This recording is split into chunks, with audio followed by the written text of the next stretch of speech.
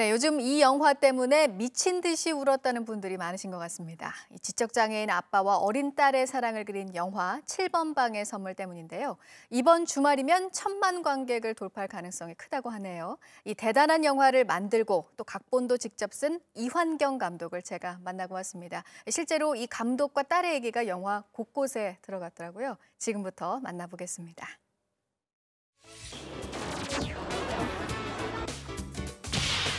이용구 1961년 1월 18일 태어났어요. 예슬아! 금방 갈게 아빠! 금방 갈 거야!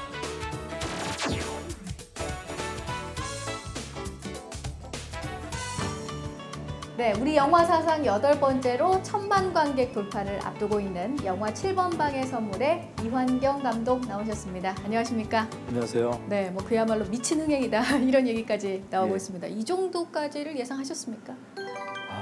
이게 뭐 많은 감독님들이 이런 경우 인터뷰하실 때 몰랐어요라고 얘기를 하시는데, 네, 그렇죠.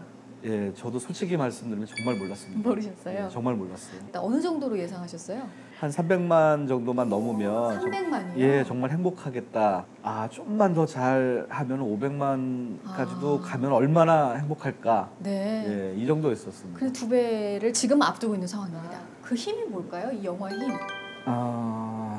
관객분들이 한 영화를 지켜봐 주시면서 느껴지는 진정성이 아닐까. 진정성. 이런 네. 생각이 좀 들어요. 어떤 분들은 좀 심파다. 네. 이렇게 뭐 막 눈물샘, 심파다? 예, 네. 또 눈물샘을 막 이렇게 자극하려고 너무 노력하는 거 아니냐, 뭐 이런 말씀하시는데 계산된 그 상품이다. 네. 저는 그렇게 느끼셨다면 오히려 감사합니다라고 말씀드리고 싶어요. 어떤 영화들은 계산을 하면서 울리려고 해도 안 울잖아요. 네. 어떤 영화는 계산해서 웃기려고 그래도 잘 안 웃잖아요. 네. 근데 이거 이렇게 평을 써주시는 분은 그 느낌을 받으셨다라는 거 아니에요. 예, 그렇기 때문에 감사드릴 말이죠, 뭐. 저는 이 영화를 보면서 배우의 힘이 이렇게 클 수 있구나라고 생각이 든 게 류승룡 씨. 감독으로서 어떻게 평가하십니까? 그 승용 씨의 지금까지 연기나 네. 많이 보여줬었던 부분들이 굉장히 이게 센 느낌이나 이런 거였었는데 강한 면이 강했었죠. 많았죠? 예. 네.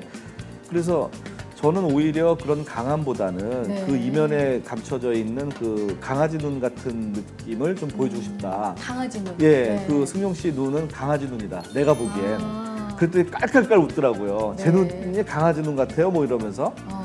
그래서 맞다. 그랬더니 그 다음서부터 마음을 열면서 이제 얘기가 된 거예요. 네. 그리고 또 하나 한 명 또 얘기를 안 할 수가 없습니다. 그 예승이 역할을 했던 소원양. 예. 어디서 그런 보석 같은 배우를 찾아오셨나요, 감독님? 한 200명 정도 오디션을 봤는데 200명. 예, 네. 그 중에서 연기를 제일 못했었던 친구가 달수원이라는 친구예요. 연기는 가장 못했다. 가장 못했어요. 그럼 어떤 점이? 근데 그 너무 이미지가 좋아서 네. 그냥 이렇게 연기시키고 그러는데 막 놀고 있는 거예요. 막 노래 부르고 있고. 그래서 저 친구 참 희한한 친구다. 저도 딸 가진 부모이긴 하지만 네네. 소원이 같은 딸 한 명 더 있었으면 좋겠다 생각할 정도로. 네, 지금 딸 얘기하셔서 예, 따님 성함이 실제로 따님 성함이 예. 예승이라면서요? 예승입니다. 네, 지금 몇 살이에요? 지금 이제 6학년 되니까 13살이죠. 그러면 이 6학년 예승이는 영화에 나오는 예승이를 보고 뭐라고 하던가요? 그 아이는 아이 시선을 알고 있잖아요. 예승아 이런 상황이 있는데 예승이는 이때 뭐라고 얘기를 할 것 같아? 이렇게 얘기하면은 얘기를 해줘요. 네. 그럼 저는 그냥 그래 그러고서 이제 베껴 쓰는 거죠. 그러면 스타일로. 구체적으로 따님이랑 평소에 하신 행동 중에 네. 영화에 장면이 된 게 있나요? 어떤 게 있나요? 이 세 장면에 나오는 행동이 있어요. 네. 그 장면이 제가 뭐죠? 예승이하고 잘 하던 장면인데 네. 네. 한번 보여주세요. 어떤 장면인가 하면 그냥 예승아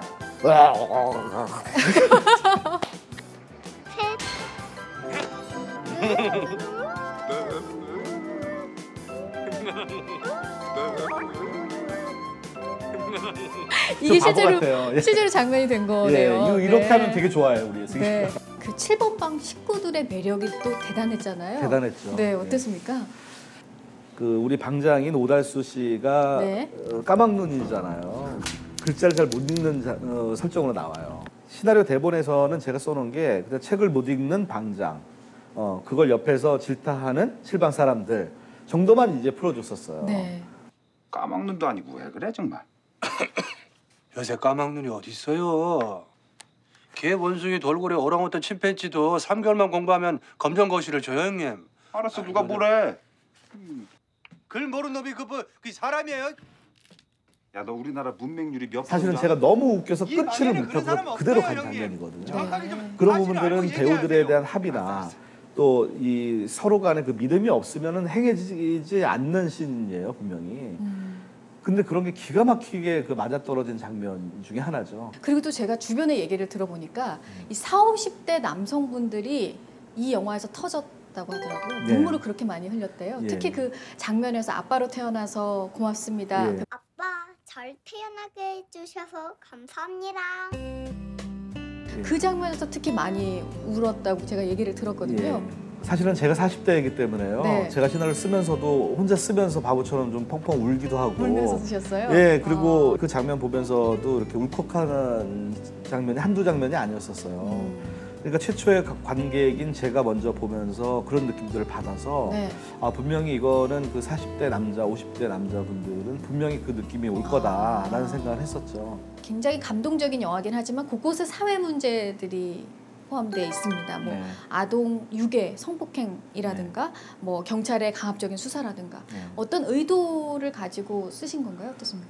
친한 친구의 그 누님이 사실은 그 정신지체를 갖고 있는 누님이 계셨던 거죠. 네. 그 사실을 저는 10몇 년 동안을 몰랐어요. 모르고 지냈었던 거예요. 아, 그 저런 부분들을 어떻게 그 사람들한테 알려주고 우리가 보듬을 수 있을 만한 부분들을 어떻게 만들어야 될까에 대한 고민이 많이 생겼었어요.